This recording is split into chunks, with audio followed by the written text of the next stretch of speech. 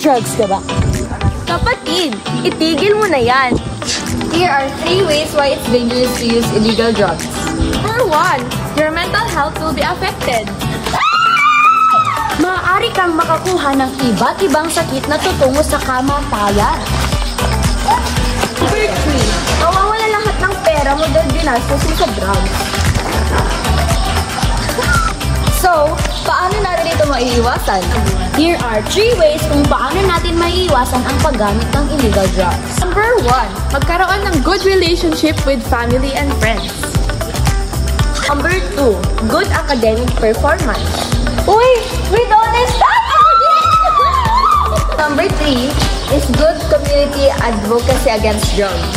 At ganun ang mga paraan para maiwasan ang illegal drugs. Ngayon, magda-drugs ka pa ba? Kung ako sa'yo, hindi na!